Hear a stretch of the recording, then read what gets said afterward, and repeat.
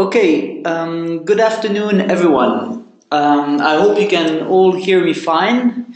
If someone has a problem hearing me, please either type a message in the chat or unmute yourselves and tell me, so I'll adjust. If it is okay and you can all hear me fine, we can start the presentation. All good? Okay, I assume everything is okay. So the aim of the presentation today is just to go through what we presented to our key partners and all our internal recruiters, regional managers, during the sales summit.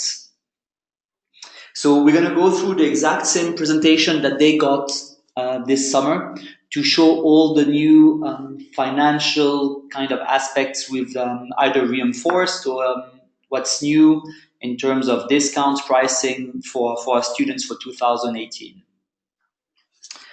So the first point that we're going to be talking about are the 2018 prices. So in regards to pricing, please note that we've finalized the 2018 prices for all our campuses. So in the email I sent you previously, you have the new price list, with only the main programs and additional charges. I'm not going to go through the details of all the pricing, school by school. If you have specific questions for one school, don't hesitate to contact me. But I'm just going to go over the main points here regarding pricing for 2018. The first one is that we're going to have price increases of 0 to 5% depending on the campuses. So to know what price increase you have on your campus, just have a look at the document and you'll see how the prices will increase in your campus. As usual, the prices for the main programs will change for the second half of the year. So the price changes will be in September for the semester schools, for September 2018, and in the October intake for the trimester schools. This has not changed. So basically for the first half of 2017, we're going to use the same prices as September and October 2017, and then price changes in September and October 2018. The difference we have this year is that we have additional charges that will also increase, but they will increase as of the 1st of January 2018. So you'll notice on the table that we have new additional charges, and this will have an impact as of January for the trimester schools and as of February for the semester schools. Of course, all students who are already enrolled with all additional prices will keep those additional prices. This will concern mainly the new enrollments. All those price changes will take effect as of the 1st of October. So Thomas is actually on holiday now. When he's coming back from holiday on the 1st of October, all the new prices will be changed in the system. So all enrollments done after the 1st of October will have the new additional charges. And if it's enrollments for after the second half of 18, they will have the new main program charges plus the new additional charges. Okay. What is really new for us this year compared to the previous years is the notion of preferred pricing. What we wanted to do is try to have an approach where we would try to maximize the intakes where we had the most availability and the lowest intakes in terms of new students. So to do that, we used a bit the first successful experience we had with in Lucerne this July, where we had a preferred pricing for students who started in July for BIB1 in Lucerne, and they had a discount that would apply for every intake. So when doing this, we noticed that we went from 3 students in school last summer to around 30 students in school this summer. So we thought, well, it seems that this approach has an impact in terms of recruitment. So we decided to try to extend this to other campuses, other schools. So as of 2018, we will have 4 preferred pricing programs. Here again, you have one sheet of paper explaining to you the basic rules of the preferred pricing, and then you have another one showing what it means financially for the students. So preferred pricing, sorry, I'm still there. So we're gonna have the SHMS core preferred pricing. This year, in 2018, in February, we still have the Jubilee offer celebrating the 25th anniversary of SHMS core. But as of February 2019, there will be a preferred pricing in SHMS core, meaning that students who will start BA1 in February 2019 in SHMS core will get a special 20% reduction in tuition fees. This reduction will be applied on each semester. Basically, it's quite simple. It means that if he starts on February 2019, he'll get 20% discount off the tuition fees. Then same thing for semester 2, semester 3, semester 4. There are 2 restrictions to this preferred pricing. The first one is that the student has to follow a certain progression plan, coming back every February, except for the last intake, the BA4, where he can either do it straight after the February intake for BA3 or take a last optional internship and come back for his BA4. So the first restriction is the progression plan, and the second one is that students need to be in double standard rooms. So as I said, this preferred pricing for SHMS Core, it's more or less there already with the Jubilee offer that we have for this February 2018, and as of 2019, we'll continue the preferred pricing without the notion of Jubilee. Then we have a second preferred pricing option, which is Cesarit's Lucerne July intake. This is basically exactly the same offer that we had this year. 39% reduction in fees. The reduction is applied on each term. And to benefit from this preferred pricing, students will have to follow a certain progression plan. That's the first condition. And again, they'll have to be accommodated in double standard room. Those are the 2 easy preferred pricing programs that we have, which are more or less already, were more or less already in place in 2017, and that we're going to continue to work on in the coming years. Then we decided to create 2 new ones. The first one is for HIM April intakes. So as of HIM April 2018 intake, students will be allowed to get a 20% discount of the total tuition fees of the programs, but this discount will be spread over the last 3 terms.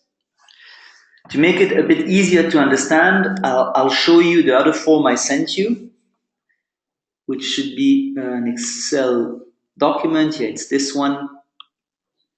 So let me just zoom in. Okay. Sorry. Okay, here it is. Little Excel problem. Okay, here we have a look at what the preferred pricing will be for. Let's start with SHMS. It's easy. You have semester 1, the tuition fees, the discounts. So that's quite simple, and the discount is applied on each semester. For HIM, it's going to be a bit different. As you can see, there's no preferred pricing on the first terms. We decided to apply the preferred pricing only on the last 3 terms. And this is for one reason. We noticed that we have a lot of dropouts between term 5 and term 6. So we thought that if we applied the preferred pricing on the last 3 terms, this could help increase the retention on the last terms in this program. But basically what we do, like when I said it's 20% of the total tuition fees, is basically we did a total of the tuition fees here. So if a student would start in April 2018, this is what he would pay in tuition fees if we had to invoice him in full now. And then we said, okay, fine, we take 20% of the full tuition fees and we divide this by 3 and apply it only on the last 3 terms. So basically 20% of the full tuition fees is around 25,000 Swiss francs. Divided by 3, that's 8,000 and something Swiss francs. So we applied this discount on the 3 last terms. I don't know if you have any questions on this. It's, as I said, it's a bit more complicated than the Lucerne and Co offer. But it's the idea behind it. As I said, the reason why we only spread it, only put the discount on 3 last terms is to try to increase the retention rate over the 3 last terms. And here again, the conditions are the same. Students will have to follow the progression plan and they'll need to be accommodated in double standard rooms only. Then the final preferred pricing program that we'll have in 2018 is going to be for Culinary Arts Academy bachelor students, starting in April 2018 also. And the idea here is the same as for HIM. Basically, we're going to apply a 20% discount on the full tuition fees. We're going to take this amount and we're going to spread it, divide it by 3 and spread it on the 3 last terms. Here again, the idea is that we hope to increase the retention on the last terms on top of increasing the number of new recruited students by giving them a more attractive price for the full bachelor program. And again, here the idea is the same. Students will have to follow a certain progression plan and they'll have to be accommodated double standard. For all those preferred pricing programs, as I said, normal progression plan that they have to follow. The only exception to this is if a student has to repeat a term or a semester. In that case, the student would just get the normal repeat discount, which is 20%, and then he would continue back with the preferred pricing afterwards and will not consider this as breaking the progression plan because actually the student is repaying a full term or full semester. With those preferred pricing, the only discount that can be accumulated is the early bird. So basically, a Swiss student who wants to start HIM in April 2018, either he takes his Swiss discount of 30% or the preferred pricing of 20%. Easy choice for him, but they cannot accumulate. A Swiss student who comes for HIM April intake is not going to get 50%. The only thing we can accumulate with the preferred pricing, the only discount that we can accumulate with preferred pricing is early bird discount. So basically it's going to be 25% discount max for SHMS, HIM and CAA and 44% max for Césaritz Lucerne. So this is something really new for SEG. As I said, we use the successful experience of Lucerne. We are aware that we don't have the full visibility on the success of Lucerne. Is it really new students that we managed to recruit, or is it students from other campuses that agents diverted to Lucerne? For the moment, it seems that it was extra students that they brought, but maybe with time we'll notice that actually we're not getting more students in those in total. We're just diverting students from other intakes to those intakes. So this is something we'll have to monitor as time goes. But the thing is, like, we cannot do just a one shot because on a one shot you cannot analyze properly. So we're going to run those for at least 2 years. And then after the 2 years, or during the 2 years, we're going to monitor to see if it has a real impact on recruitment or not. Of course, if we see that we're just diverting students from one term to another, we'll stop those preferred pricing. If we see that it actually helps us recruit more new students, then we might extend even those preferred pricing programs to 1 or 2 more programs. Okay, so this is it for pricing and the preferred pricing. I don't know if you have any questions.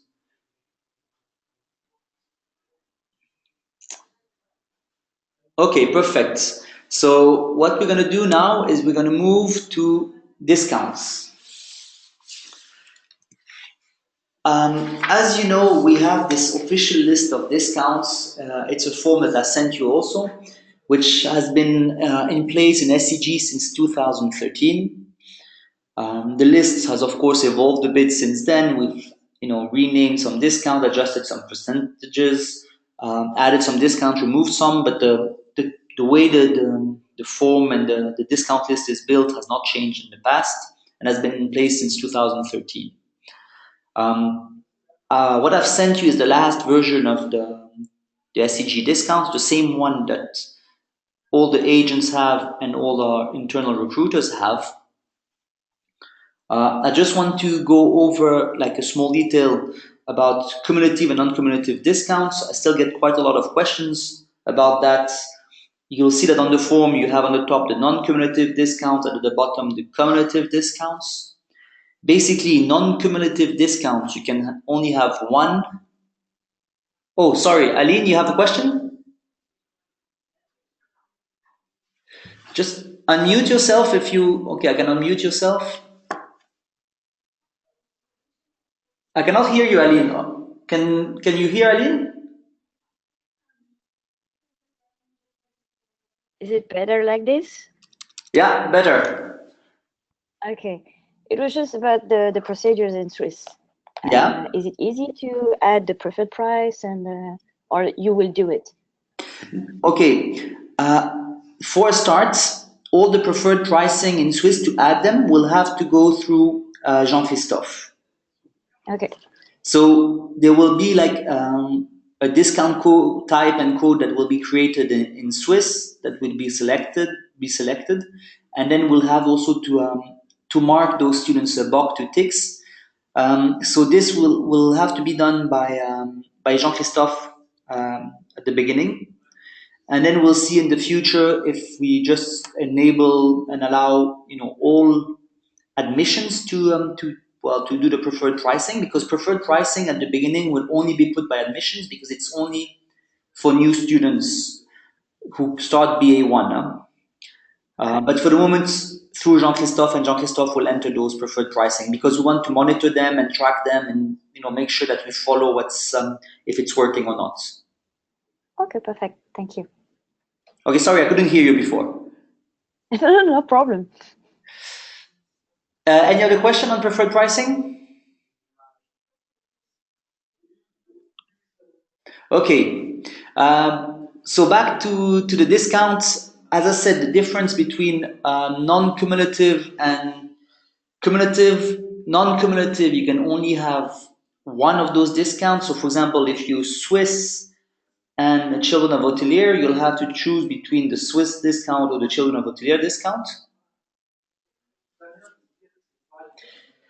But the cumulative discounts, then those ones you can combine as many as you want with maximum one of the non-cumulative. So you can be Swiss and have the early bird discount and the sibling discount, for example. This is possible, but you cannot be Swiss, Children of Hoteliers, and sibling. I still get quite a lot of questions, so this is why I wanted to explain this. And there's a small note also at the bottom of the document saying that the maximum discount is 50%. So if you're Swiss and you want to have the alumni preferred rate, which is 25%, in theory you would be allowed to get 55% discount, but we're maxing it at 50% discount. Okay. What is going to change a bit for SEG is that in the past, those discounts were kind of hidden in the sense that we were not advertising on those discounts heavily or promoting them heavily, which led to certain situations that were not nice of students finding out that they could have gotten a discount for the past 3 years, but no one mentioned it to them. So we're going to change a bit the approach in the future. We've told all our recruiters and all our agents that as much as they shouldn't, openly advertise and show the discount list, that they should try to find out from their students, well, potential students, if they are, Swiss, if they have like what the parents are doing, and if they find out that the parents actually own a hotel, they should from the beginning try to push and promote the hotelier discount to make sure that, well, students can benefit it from the beginning and not find out after 1 or 2 years. That's one change. And then the second change, we're also going to mention them on the marketing material.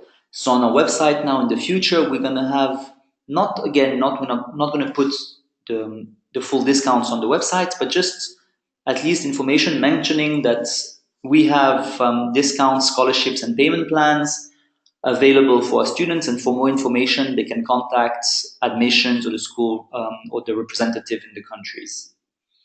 So this is new for us. Before we were really hiding those discounts. Now we're communicating that we have them, that, well, some solutions are available for students who need them. So it's a big change for SEG. Any question on this?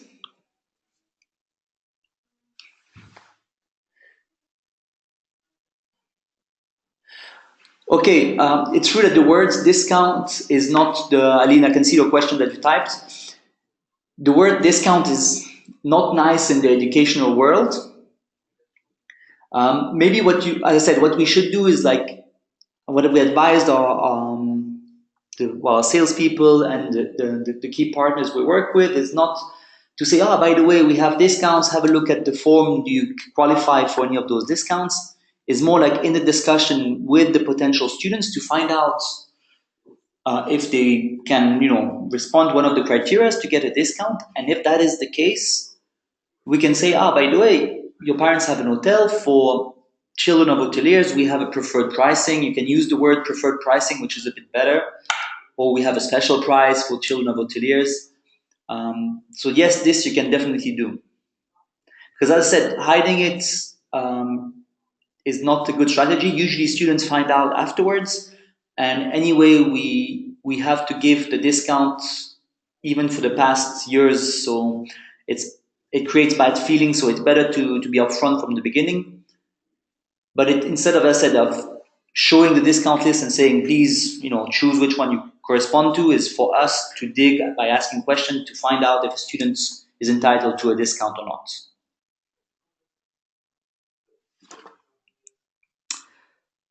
Okay, I'm just going to have a word about a specific discount, which is the alumni discount, which has changed a bit this year. Well, the amount has changed this year. It was 10% in the past. We've decided to go up to 25% to really reward of customers, the students who stayed with us for long.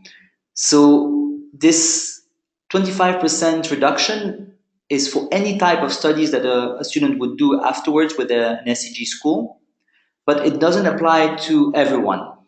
Basically, who's entitled to this alumni preferred pricing is all the BA graduates. So any student who's done his full BA, BIB, BBA with us, once they graduated, they're allowed to entitle to a 25% discount on tuition fees for any other program. SHMS, IHTTI, PG, or MIB1 graduates are allowed for a 25% discount to progress to any master, whether it's MIB2 or an MA in Brig or an MSc, for example.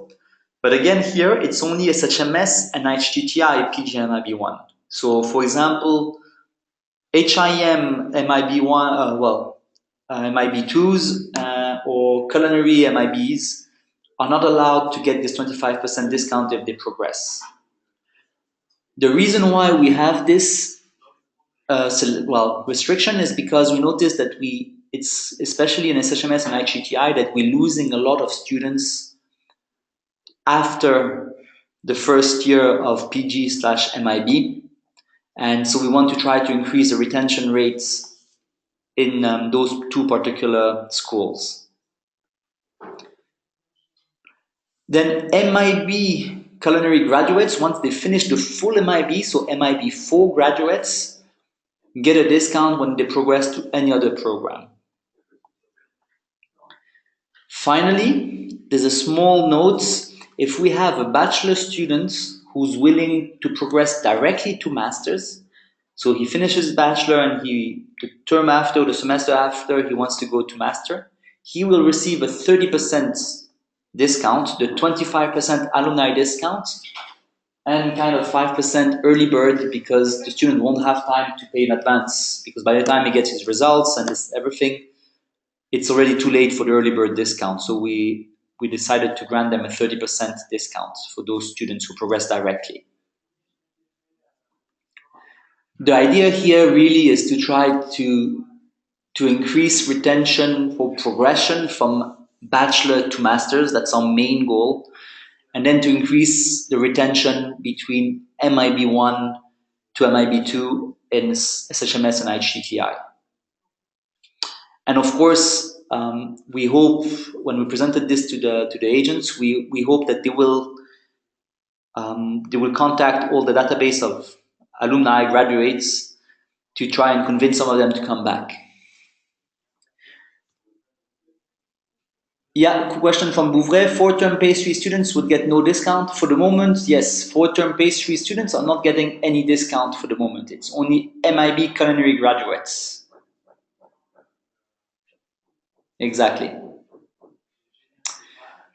Again, here, those are decisions that were made basically to increase retention where we believe we can increase the numbers.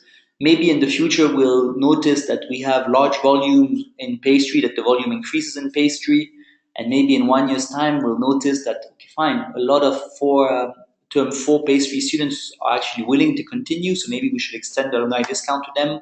This might evolve in the time, but for the moment we have those rules that are set here.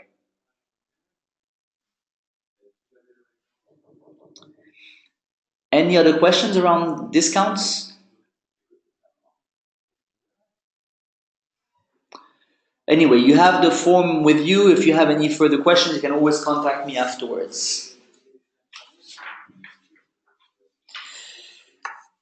Okay, the next point are payment plans.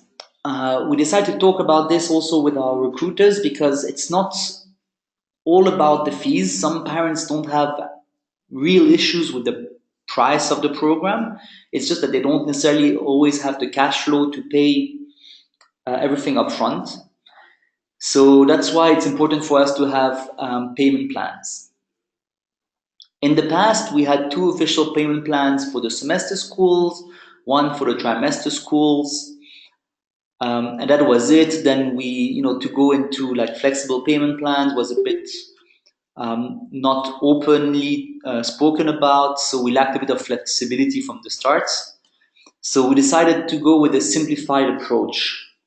So if you have a look at the document I sent you again here, you'll notice that now we have one payment plan, one official set payment plan for semester schools and trimester school, which is more or less the same, saying that students have to pay 50% before they start the intake, and the other 50% before end of week 8 for the semester schools and before end of week 5 for the trimester schools. And of course, those 2 payment plans come up with an extra cost.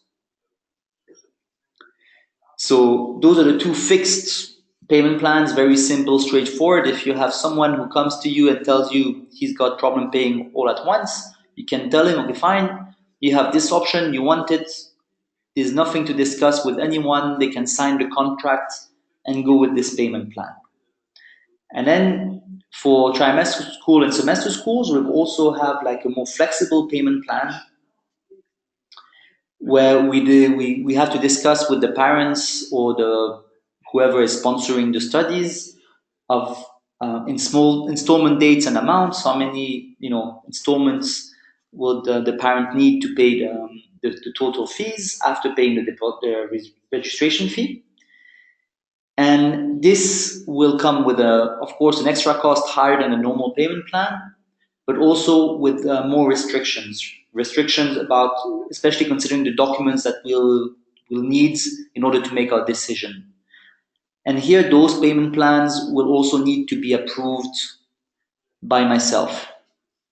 So in the future, when you have students who come to you and say they'd like to have a payment plan, you can tell them, okay, fine, you have two options. Either the straightforward one, 50%, 50%. This is easy. They sign the contract and we can go for it. Or the second one is also possible. You can tell them, talk to them about it, but it comes with more restriction. And of course, depending on the information we get, we might refuse those payment plans. The templates for the easy one, the 50%, 50%, are going to be in Swiss automatically, the same place where you have the current templates for payment plans. So if you have a student who wants payment plan A or C, this is going to be simple, straightforward. You go in Swiss, you have the template there that auto-fills itself. The student just needs to sign it, then you put it in Swiss so that everyone knows about it. For the tailor-made payment plans, I've sent the templates by email recently, and those ones couldn't put them directly in Swiss because we don't know if it's going to be like 6 installments or 8 installments or 4 installments. So this is why I just sent a Word template that we'll have to adjust manually each time. And on the template, you have the documents that are required in order for the students to officially apply for the tailor-made payment plan. The consequences in case of non-payment or non-respect of the deadlines are listed also in the documents, but basically it's quite simple. It's a bit the same as for the rest. If payment is not done on time while the student is in school, she will be suspended and might be expelled. As long as the full amount is not paid, the student will not be able to get the final grades, diploma, but the student is allowed to get his midterm grades, of course, only if he's following the payment deadlines. Students should not be allowed back in school for the following year if they haven't finished paying the previous year. This is the standard rule. And of course, if after a certain time school fees are still not paid, SEG reserves the right to contact a debt collection company.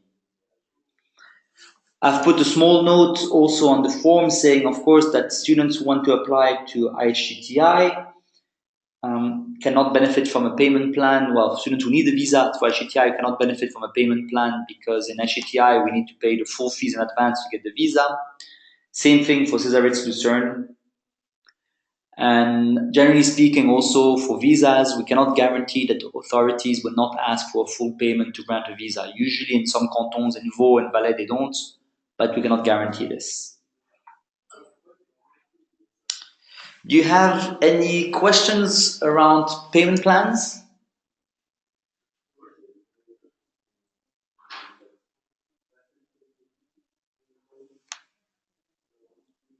Okay, perfect. The last points that I discussed with the agents, well, no, not the last one, but last is cancellation policies. Here, I hesitated to discuss this with them, and because it's not really the sexiest part when you're doing a sell, to talk about canceling when the student is not already in school. But I still wanted to mention it to them and mention it to you because it's still very important that the cancellation policies are clear to students and parents. We have to make sure that they understand what they're signing, because often we have situations where either they don't sign the cancellation policies or they didn't really understand or were not really properly explained. The main rules to know about cancellation policies are quite simple. The first one is that the advanced payments, the registration fee is not refundable. The 3,000 registration fee is not refundable. This is a clear rule. There's like a minor exception because of visa, but otherwise it's non-refundable. The second one is that the cancellation insurance only works for cancellation due to medical reasons. The third rule that is interesting is that full refunds are usually only in case of visa refusal. And then the last one is that if a student gets expelled or decides to quit during the program, the course of the program, he or she is not entitled to any refund. I really insisted that it's important for us to have this document signed because this year I've had many situations where I had to deal with unhappy students and parents because they were not either aware or they were pretending that they were not aware. They were saying it's not them who signed, it's the agent who signed.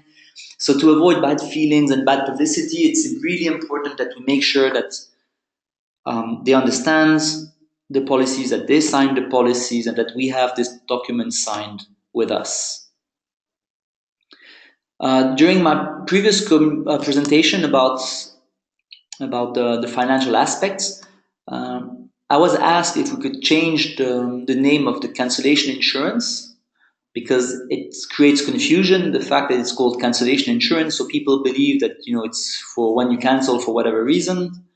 And maybe in the future we might change it to medical cancellation insurance, for example, so to avoid a bit some confusion. This cannot happen immediately because all the marketing material has gone to print with the notion of cancellation insurance, but this is something we might do in the second half of the year. Really say, okay, fine, cancellation insurance now becomes medical cancellation insurance. In the schools, really, I know that usually the conditions are supposed to be signed once the students enroll, but when you're in the schools and you're with the returning students and you have someone who wants to leave and quit or is about to be expelled, please always reinforce the message of the consequences if they do so. Of course, there are some consequences on the academic, future, but also on the financial side. So it's important that we reinforce this message with the students who are about to quit, to leave, to be expelled. Please be careful. Not only you're putting your academic future at risk, but you're also going to have some financial, problems if you are expelled or quit. Okay. Any questions about cancellation policies?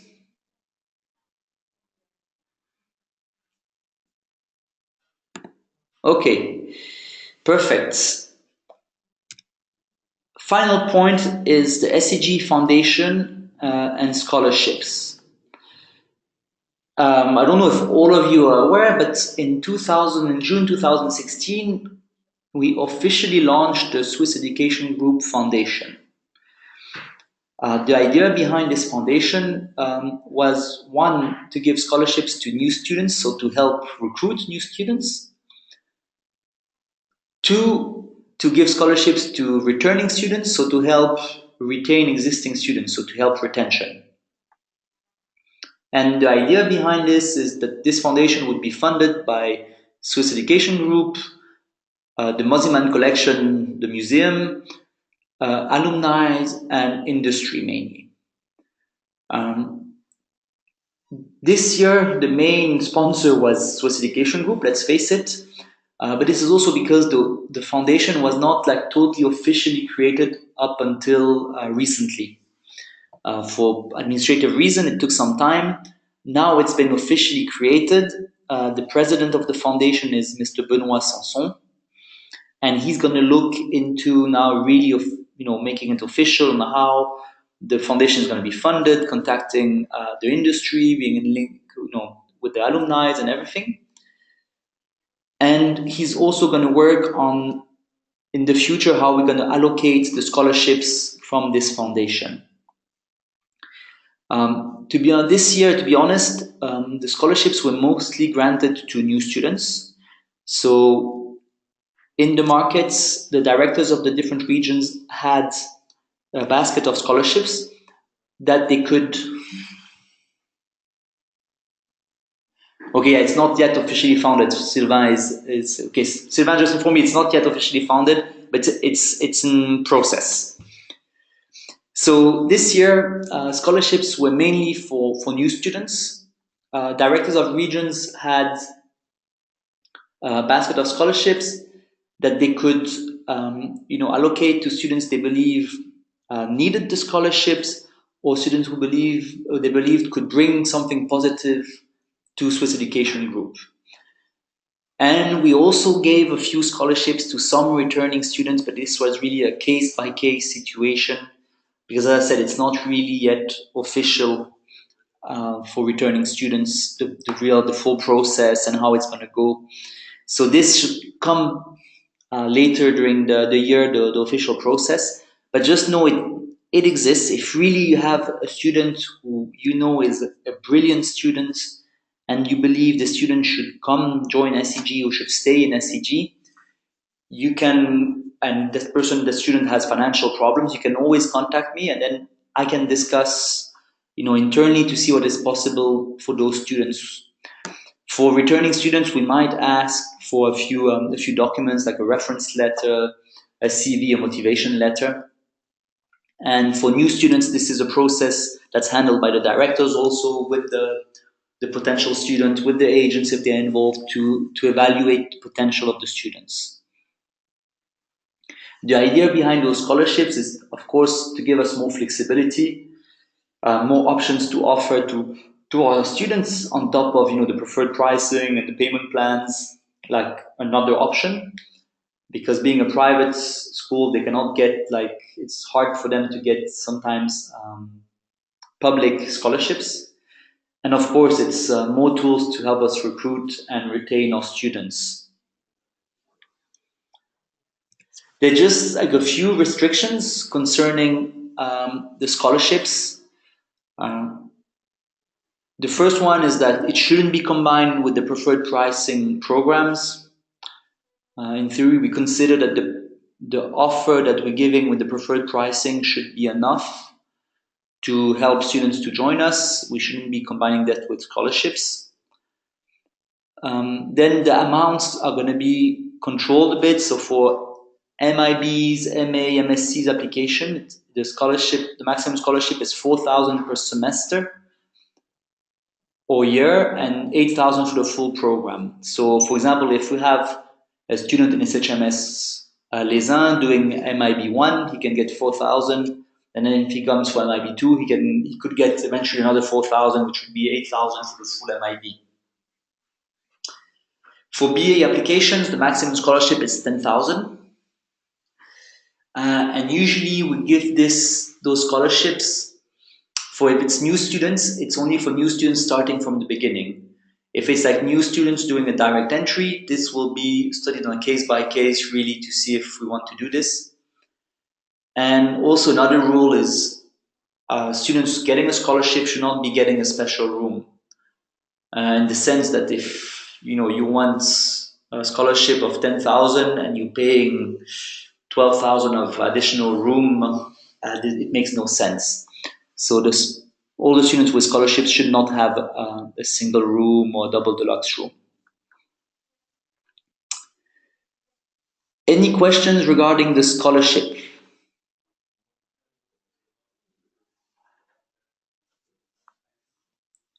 Okay, perfect. Just for you to be aware, this is going to be also advertised gently on our websites, mentioning that we have a Swiss Education Group Foundation that's available in order to help students in need and with potential, and that scholarships are available on request. And for more information, that they would need to contact us. So this is going to come also on our promotional material. Okay, well, that's it from my side. I've gone through the same documents and information that we've provided all our recruiters. All this should not change in 2018, and the approach should be the same also for 2019. We wanted to come up with a plan that could be also sustainable and could run over 2 years so that we can really measure the effects of all those measures. We really believe now that with all those tools, our recruiters have more options to help them get new students in our schools. And hopefully, we're going to have also more options to help retaining students who are already in. Of course, we're going to be monitoring this closely because those are, well, measures that can have also a certain risk by giving out scholarships and reduced prices. This can have a certain risk for the company. So that's why for the moment, it's good that everything is centralized through here, through Jean-Christophe, so that we can really measure the effects of of all those preferred pricing or scholarships, see what impact it has, and then once it's more established, most probably that we will be allowing yourselves directly to enter those discounts in the future. Okay, do you have any final questions or comments, ideas that you would want to share regarding those topics?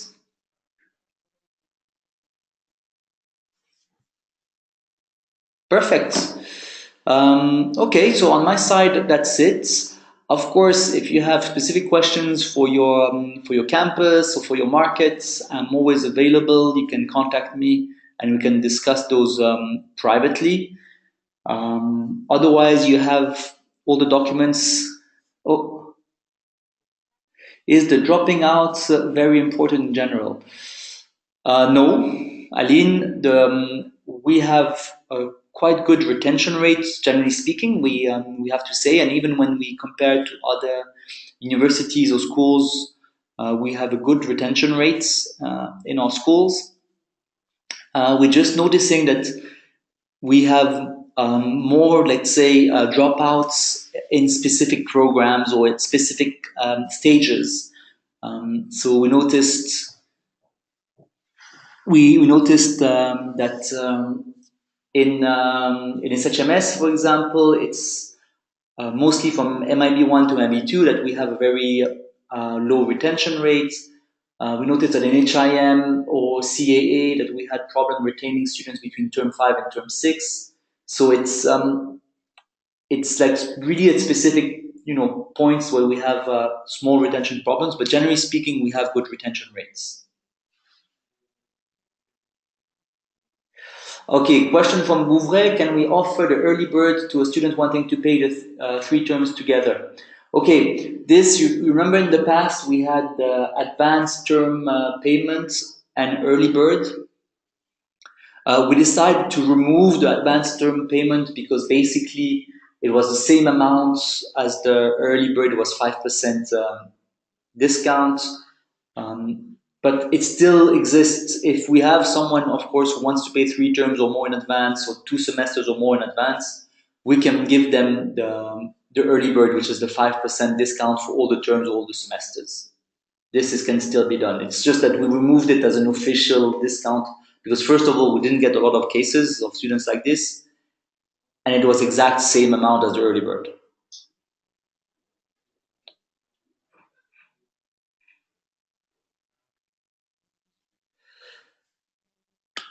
Okay, so as I was saying, if you have all the documents, go through them, have a look, see if there's something that doesn't make sense to you, or if you have questions or comments or feedbacks, all of them are welcome. As I said, unless it's like a big problem in the document or in the logic, we're going to try to keep what we've implemented for the next coming 2 years at least, so that it's consistent and that the sales teams and the agents have time to spread the message and get the momentum going. But if we have ways to improve what we have in place, please don't hesitate to come back and tell me about it. And if you have questions to understand certain aspects, same thing, I'm here for you. Thanks a lot for attending, and well, I'll talk to you soon. Have a good day for certain and afternoon for the rest.